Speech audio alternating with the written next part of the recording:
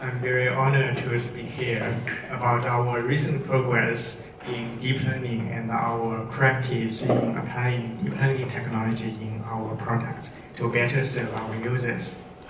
So today's talk is about large-scale deep learning for AI. There's a huge opportunity for the AI in nowadays because there are tremendous amount of data available online. For example, every minute there's 48 hours of video uploaded online, and 3,000 new pictures on Flickr, 100,000 tweets on Twitter, and 3,600 photo sharing on Instagram. Of course, those are huge amount of data, and we want to mine meaningful information from those data. Oh, sorry. Okay.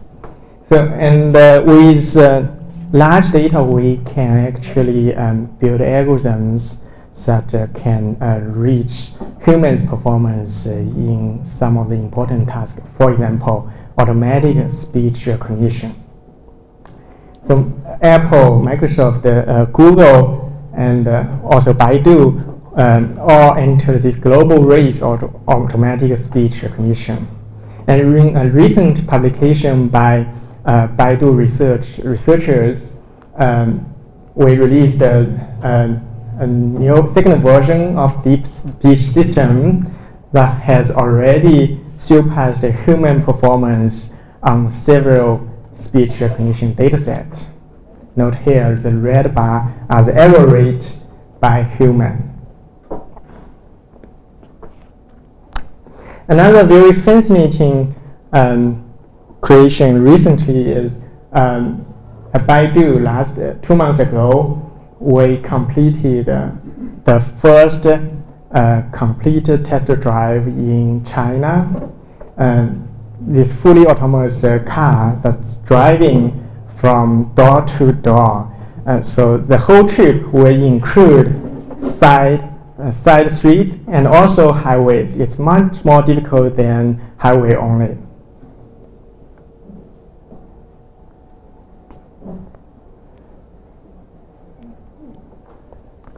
So what's the new power source of the AI?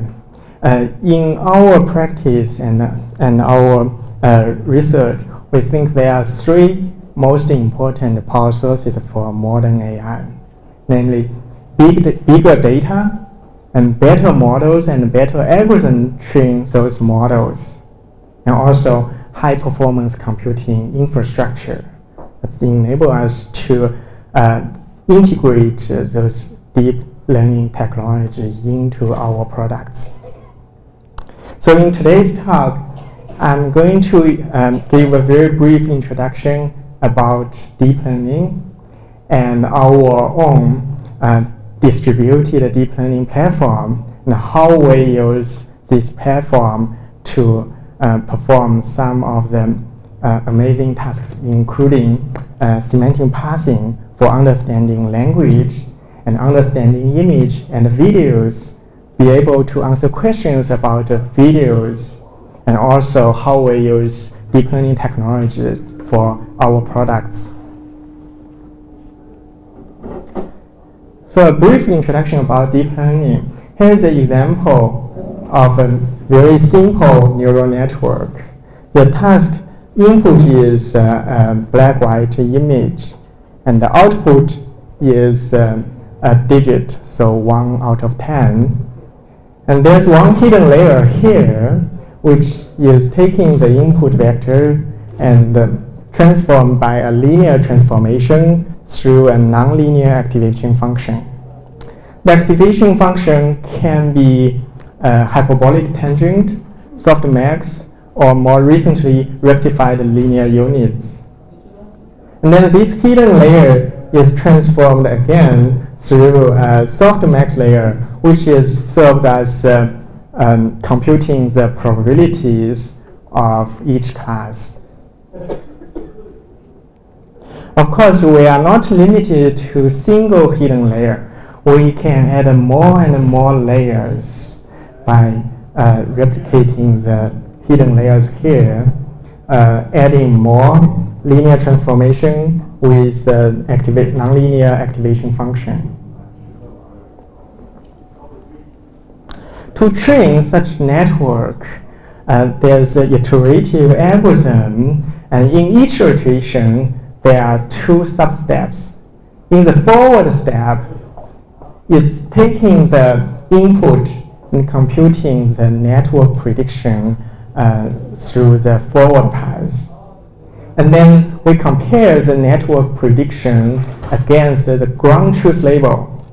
And then we get the error. And then we propagate such error backward through the network in order to compute the gradient for each of the weight.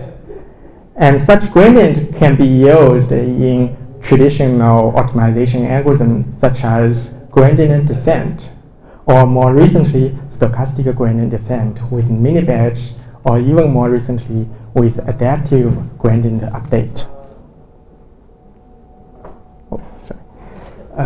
At BaiDu, we have built a very large-scale deep learning platform called BaiDu. It's distributed and it can operate on heterogeneous hardware, including CPU, GPU, FPGA clusters, or any of the mixed form. It has a rich library of layers, including convolutional layer, recurrent layers, and attention mechanism. And we will introduce a little bit about attention mechanism later.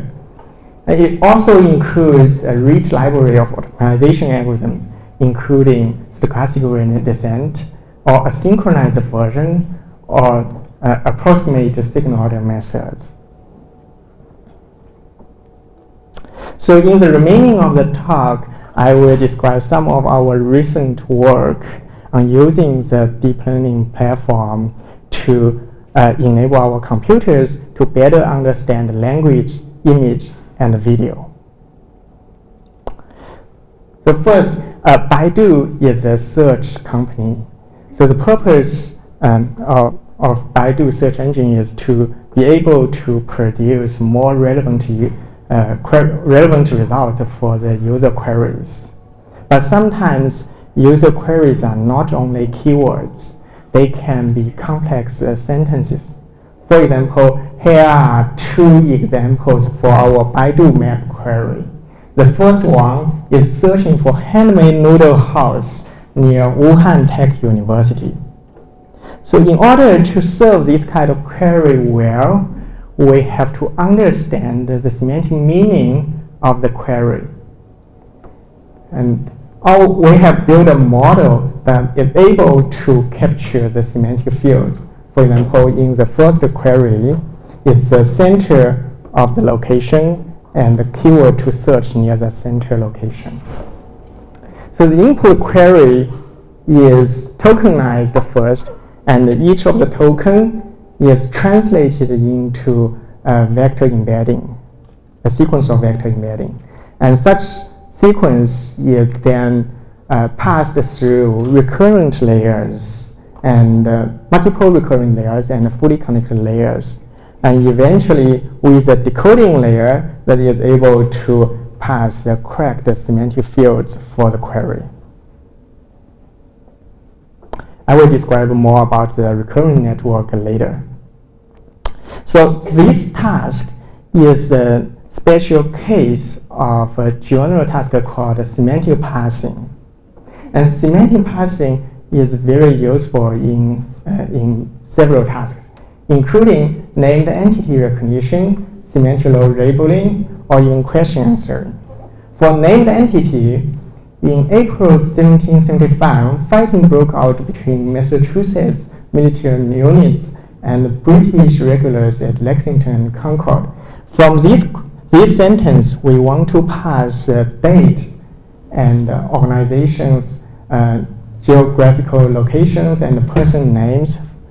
So those are named entities.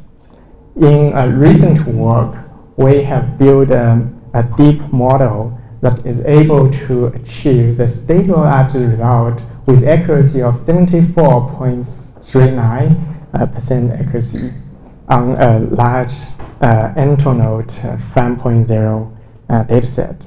It has 18 classes or name entities. In another work, semantic role labeling, the goal is to be able to pass the subject and objects. It can be multiple objects for each of the verb in the sentence. My colleagues Zhou Jie and Xu Wei, they have developed a model that is able to achieve 81.27 accuracy in terms of F1 score on a recent data set. And these techniques can be useful for question answering as well. For example, given this question, who created Harry Potter? To be able to answer this question, we have to first pass the subject entity correctly, which is Harry Potter. And our models can be used to pass those subject entity correctly. So beyond query understanding, more interesting task is to be able to generate natural responses in Dialog. Recently, actually last year, BaiDu has released an app called Duer, which is automatically a personal assistant. The goal is to be able to serve user requests such as booking a restaurant for me or booking a movie ticket for me. So we want to build algorithm or platform that can use Dialog to serve our users.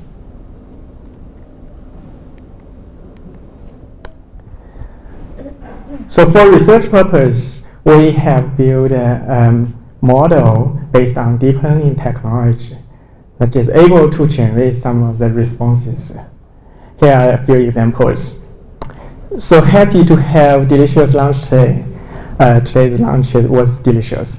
So the robot replies, I want to eat too. Let's be friends, rich guy. I'm not rich.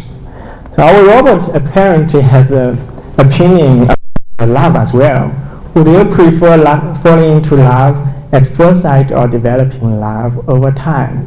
Falling into love at first sight, probably. So is Star Wars worth watching? Not very much. So it has different taste from me.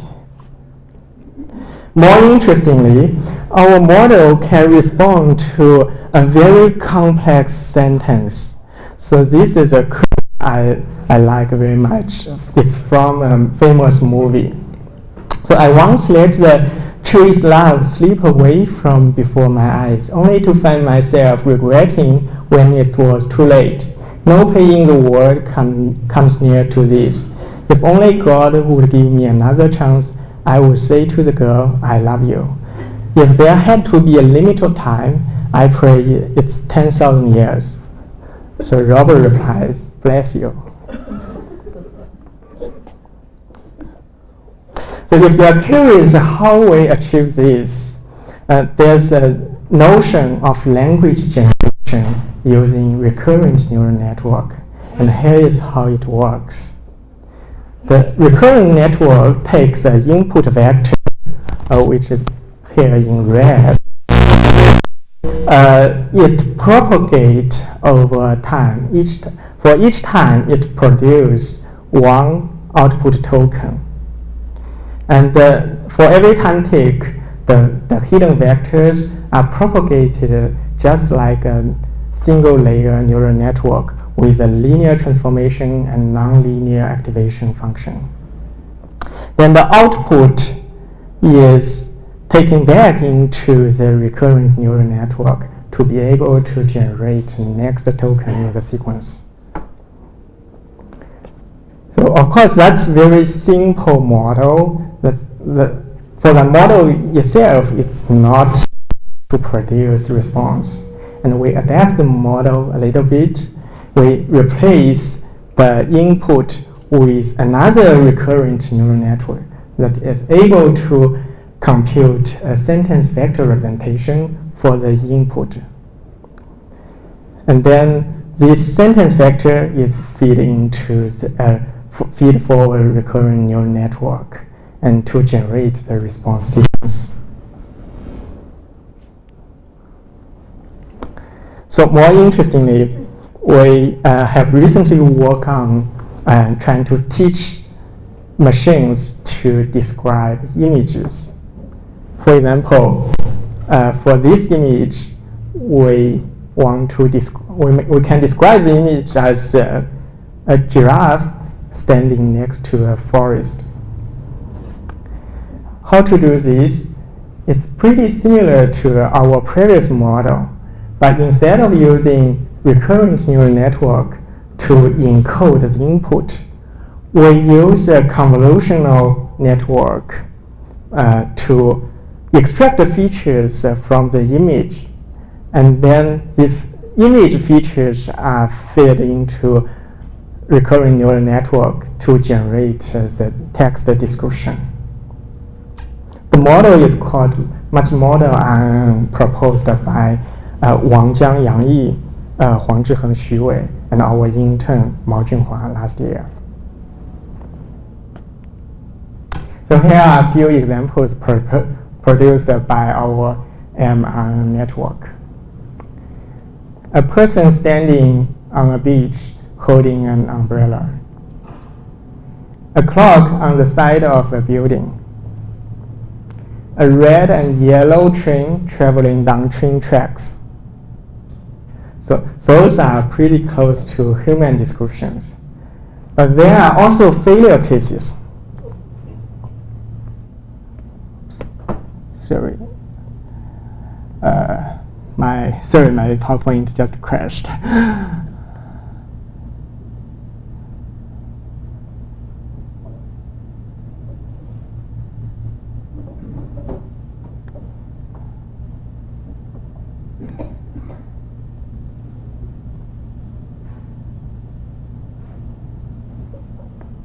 Okay. A double-decker bus on a city street, but it's single-decker. A person riding a horse in the field. There's no person here. There's shadow here. A little girl brushing her teeth with a toothbrush. It looks very similar to toothbrush.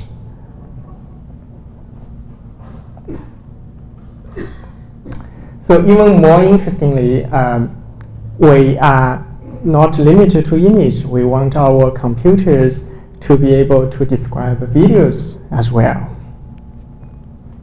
So for example, this is one video.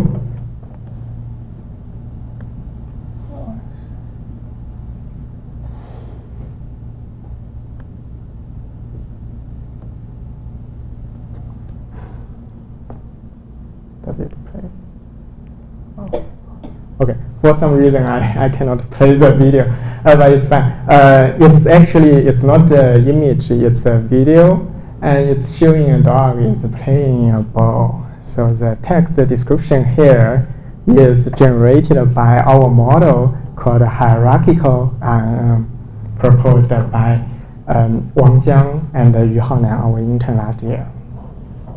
So this one is in the kitchen scenario, where the person entered the kitchen, the person took out a knife and a sharpener, the person sharpened the knife. So the video basically is the same as the text description, and those text descriptions are produced by our model. If you are curious about the model, this is slightly more complex than the previous image text model. As we have, it's different in two ways. So, first, we have video input. So it's a sequence of image. And again, we use a convolutional neural network to extract the features for the video.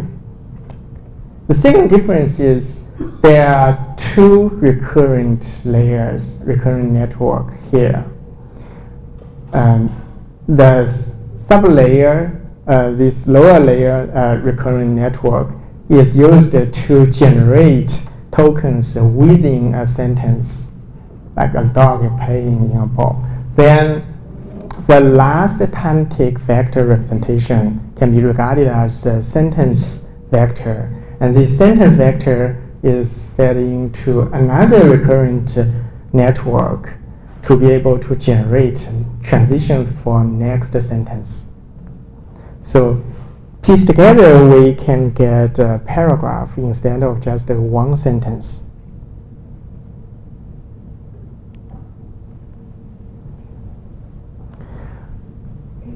This is another very interesting task. We want our computers not only to describe the images and videos, but we also want our computers to answer questions for the image. So these are example questions for the image. What is the color of the bus? Our model is able to correctly predict yellow. What are their hanging up? So those hanging up stuff are umbrellas, the same as our model prediction. So this one is the mistake made by our model. What is the color of the cake? It's red because the model thinks on top of the cake there are some red berries, so it thinks it's red. Actually, it should be white.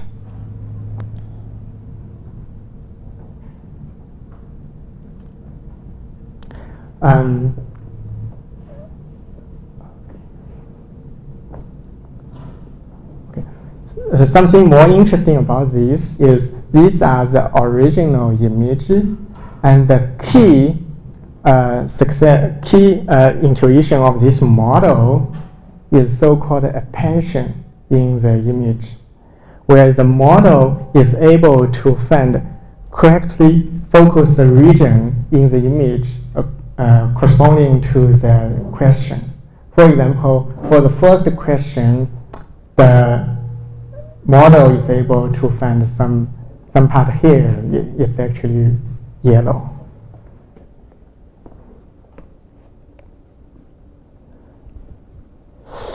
Sorry, I have to switch a little bit.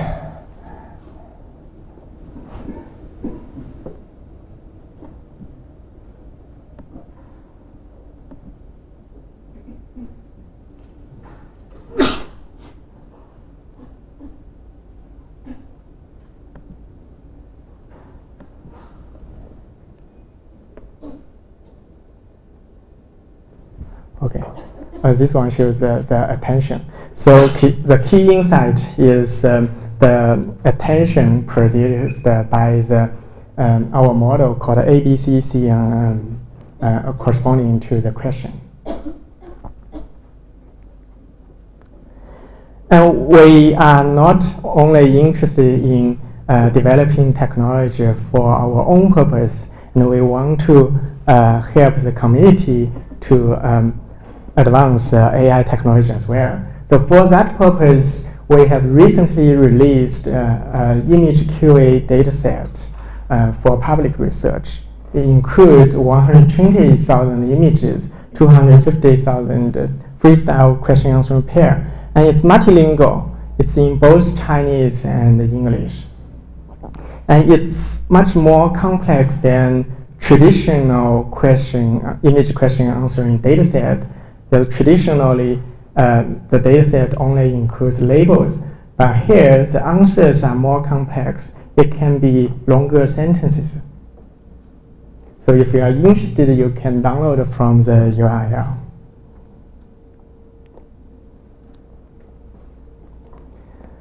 So another very interesting application of deep learning is to be able to recognize human faces. Whereas this task is not direct recognizing human face. It's a reformulation of the problem.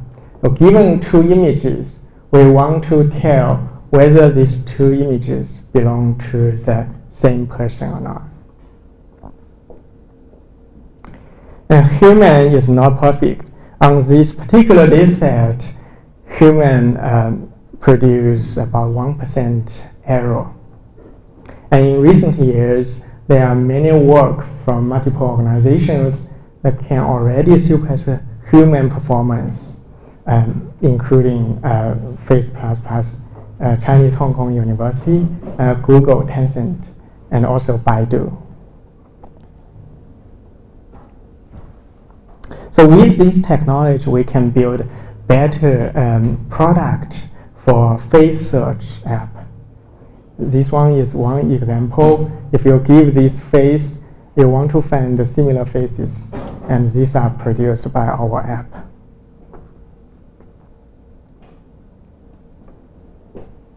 Another application of deep learning technology is object character recognition. So we have developed models that using deep learning technology to better recognize the character in images.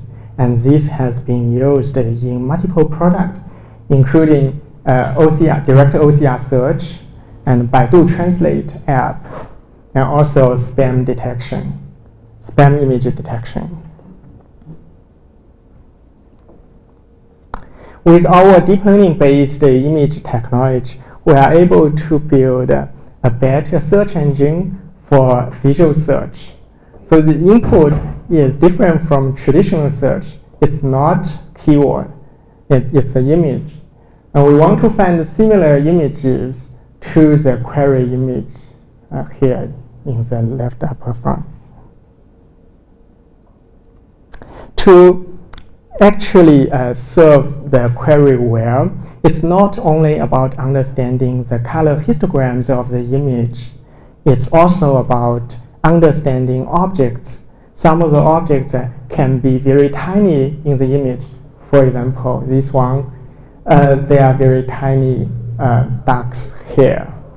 And if we input that query image, this one is produced by BaiDu. And there is actually one image has a similar river and ducks in the river.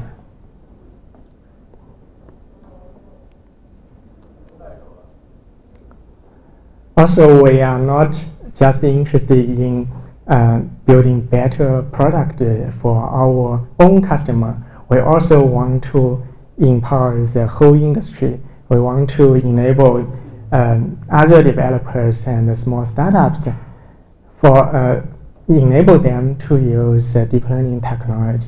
And we have released several APIs for public use on our API store, including BaiDu OCR API, BaiDu Face API, Close Classification API, and ID card classification API.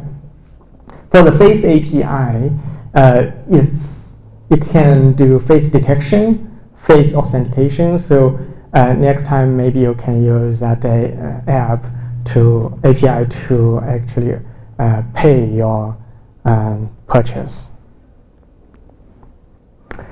There are also many more applications of deep learning technology in BaiDu, including BaiDu search and BaiDu recommendation.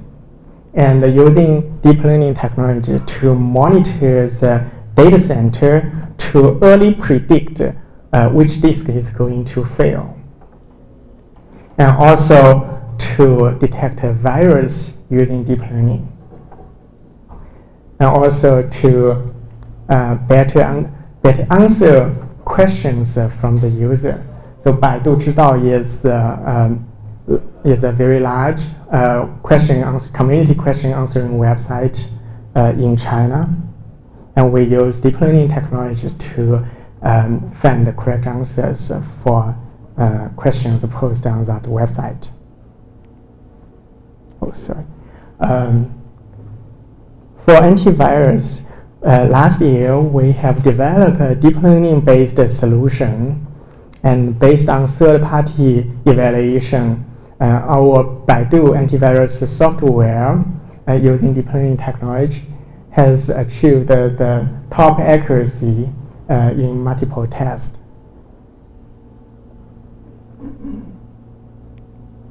Oh, sorry. So through our practice, we have discovered a very positive production cycle, production loop that enable us to improve our product through better intelligence, better algorithm, better models. And then with better product, we can collect bigger data, better data. And this bigger data can, in the end, enable us to build better algorithm as well.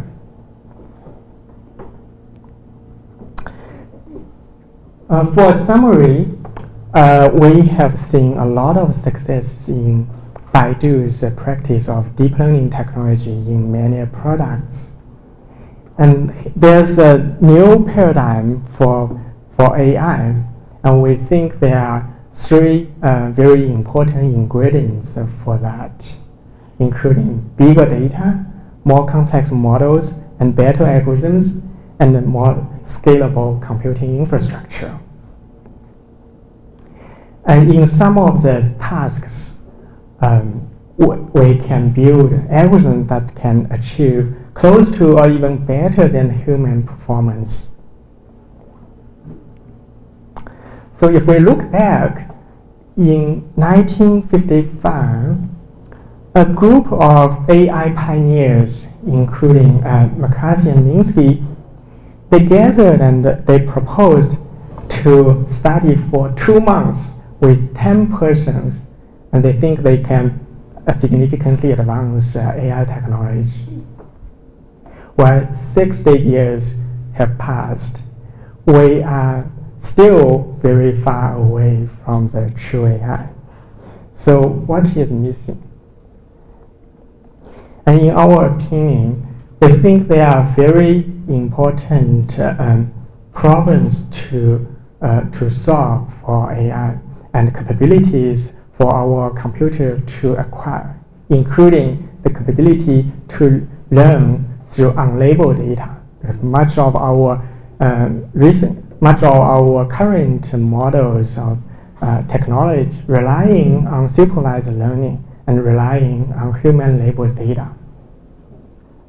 And also the capability to learn with a small data. If our human show an image of a cat or of a tiger, we can correctly recognize that cat or tiger next time when we see it. So with just 1 or 2 labels of data. But our algorithms actually need many more labeled data. So we think the capability to learn through small data is very important to advance AI. And also the self-learning, self-improving learning capability by interacting with the environment, by interacting with human, by interacting with other agents. But the most important question we think is we have to guide our research or our development along the right question. Do we really want to build computers that can think, or do we really want to build machines that can help ourselves? That's all for my talk. Thanks.